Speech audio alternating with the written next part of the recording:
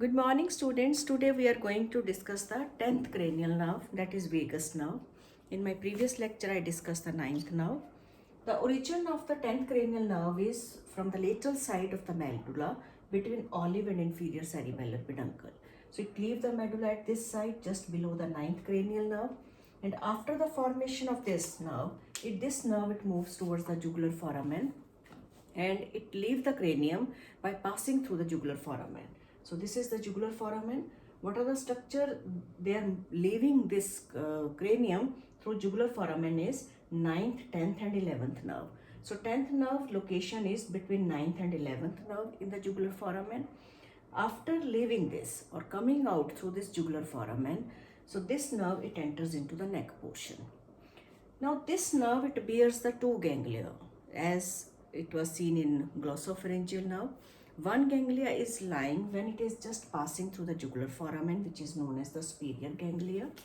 So this is the superior ganglia.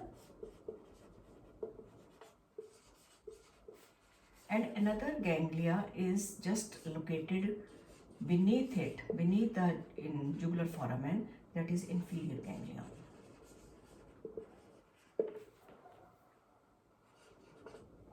So these are the two ganglion which are related with the 10th cranial nerve, and after that this nerve it enters into the neck portion. In the neck portion this nerve it runs in the carotid sheath. So this is the carotid sheath. What is the relation of this nerve here is that it is lying posterior to the internal jugular vein and common carotid or internal carotid artery. So it is lying posterior to it. It is running within the carotid sheath. Now, in the lower portion of the neck, this nerve passes anterior to the subclavian artery and leave the neck portion and enter into the thorax. So it supplies the various viscera which are lying in the thoracic region. Then it leaves the thorax by passing through the diaphragm and it supplies the various viscera in the abdomen. So this is the course of this nerve.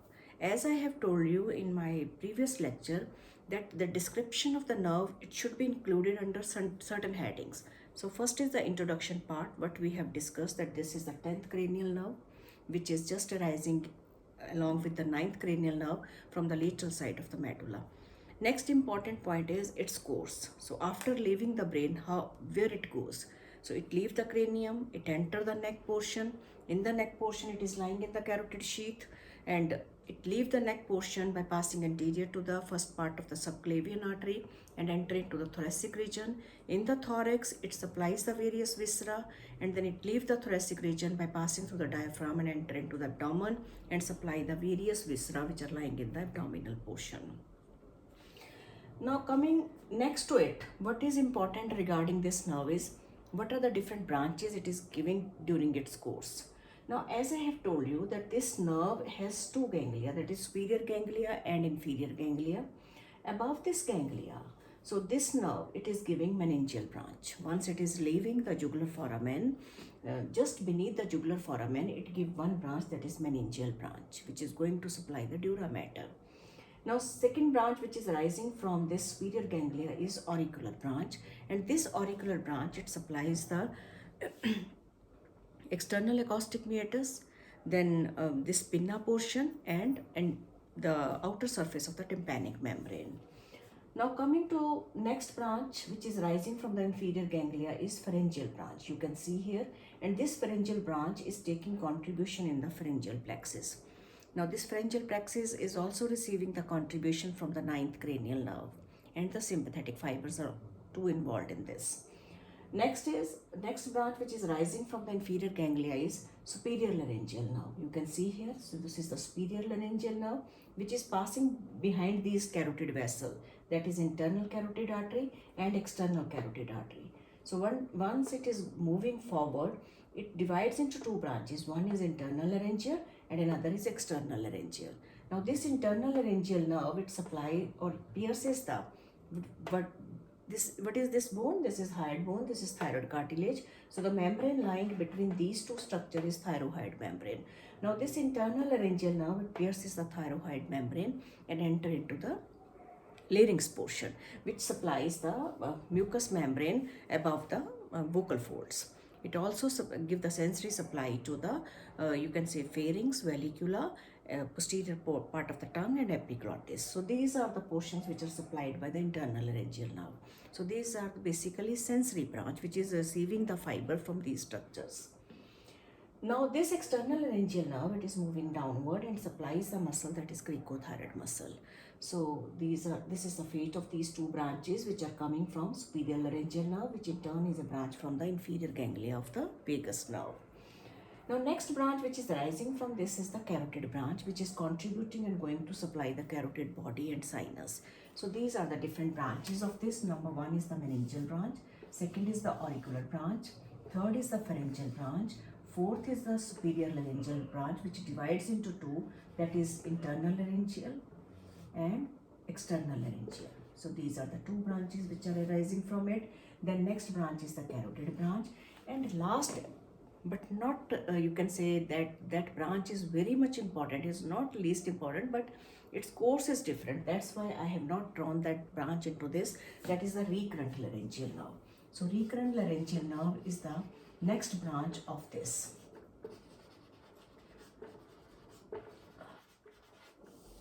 Now this recurrent laryngeal nerve, as the vagus nerve is coming downward, so the origin of the right and left recurrent laryngeal nerve is different. On the right side, it is just arising in the lower part of the neck, and it wind around the subclavian artery and ascend upward again. So for initially it is arising from that portion in the lower part of the neck, then it wind around the subclavian artery and go upward and running between in a groove which is between the trachea and esophagus.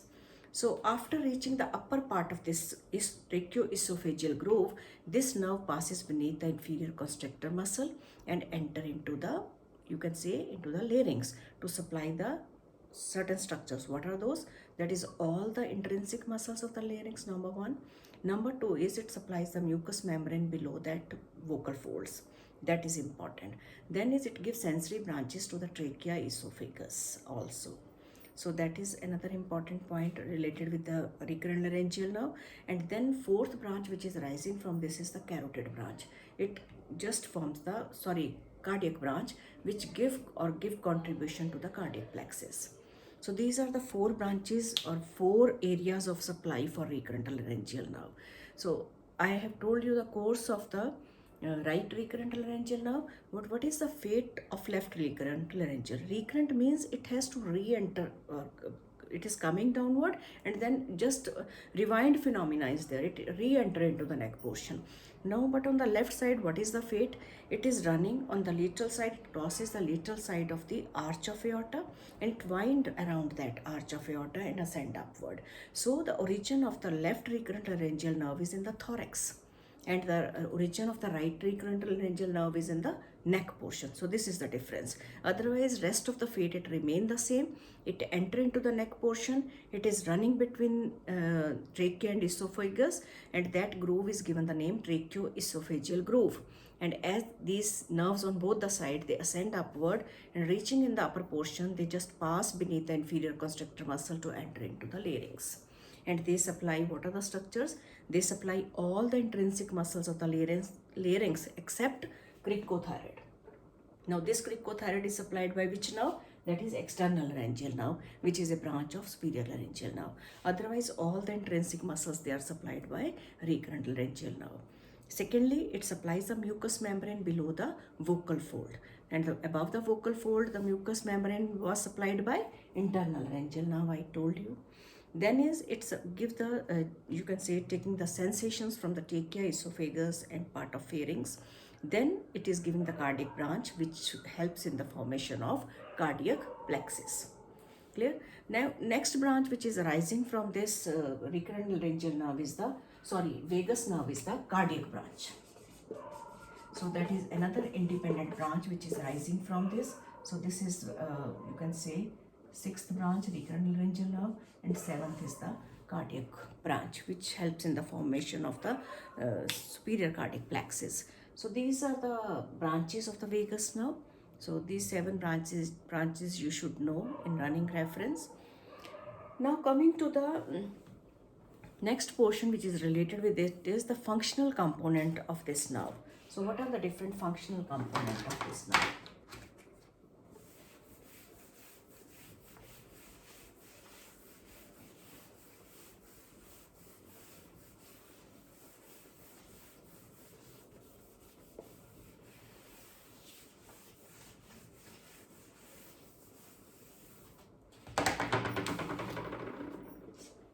First is the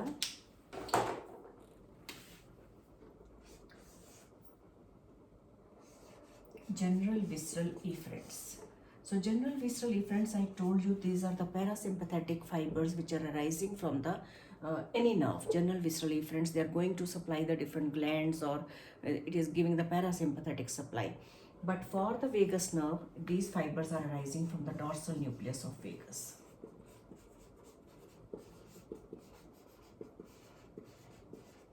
So dorsal nucleus of vagus.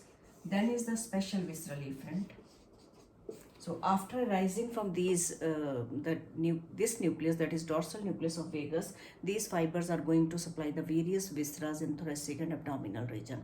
That you know that parasympathetic supply for the abdominal region is up to the junctional point of right 2/3 and left 1/3 of transverse colon. So any part or any organ which is coming in its weights, it is supplied by the vagus nerve, and the fibers are coming from dorsal nucleus of vagus, which is lying in the medulla. Then special visceral efferents, they are meant for the muscles of pharynx and larynx. Muscles of pharynx and larynx. And the fibers are arising from which nucleus? That is nucleus ambiguous. So nucleus ambiguous fibers are going to supply the muscles of pharynx and larynx. And third component which is arising from this is general visceral efferent. These are the general visceral sensations which are arising from the trachea, esophagus, then comes the thoracic viscera, then abdominal viscera. So general visceral sensations, they are taken up by these, by the, you can say, the neurons, the body of which is lying in the inferior ganglion. So after that they go to the nucleus of solitary tract. So this is the fate of these general visceral efferents. So this is the efferent part. Then is the special visceral efferent. So posterior most of the tongue is, the fibers are taken up by the branches of the vagus nerve. Again, these are the neurons, the cell body of which is lying in the inferior ganglion, and they are going to the nucleus of solitary tract. Clear? Then fifth component which is related with this nerve is general somatic efferent. So general somatic efferent is carrying the fiber from the external ear. So these are the basically functional component of this nerve. Functional component are those component basically कि उस nerve के क्या functions हैं, वो nerve कौन कौन से fibres लेके जा रही है. So that is important. So this vagus nerve is carrying the general sensations from the different parts of the body. So out of this is trachea, esophagus, thoracic, abdominal viscera. It is taking the special sensation from the posterior most part of the tongue. So ये तो इसके efferents हो गए. Then efferents are, what are the basically efferent fibers are going to supply which structure?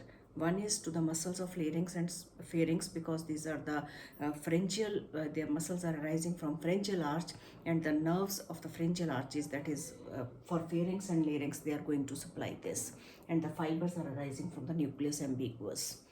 And then is parasympathetic, that is dorsal nucleus of vagus, which is going to supply give the parasympathetic supply to the various visceras. Now coming to the applied of this nerve. Now, if the injury to this nerve is happening, so what are the different, you can say, features you will observe in a patient? First is nasal regurgitation of the swallowed liquid, then nasal twang of the voice. Then you can say the person there will be the flattening of the palatal arches. Number third is the flattening of the palatal arches. Then harshness of the voice is there.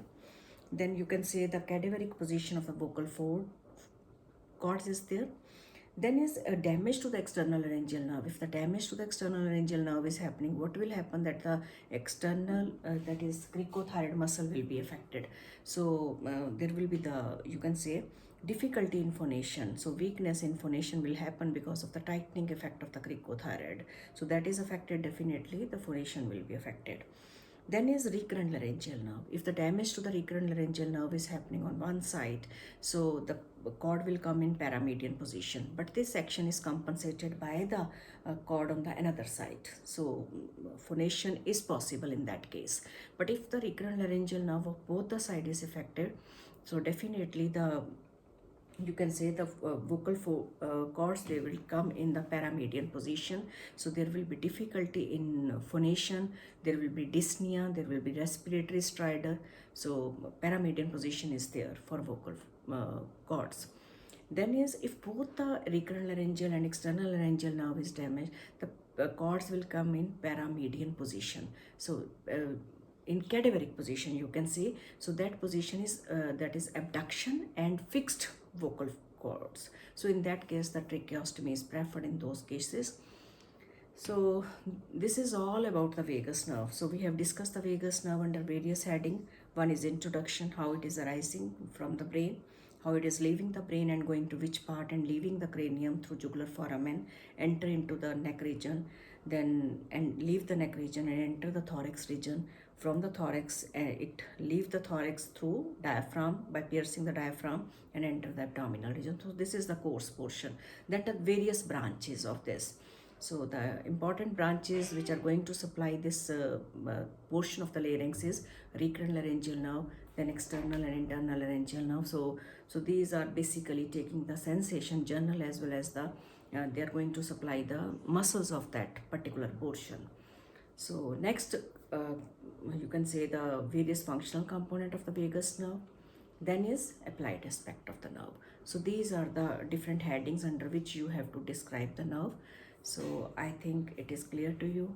So if you like my channel, kindly like it, subscribe it and share it. Thank you very much.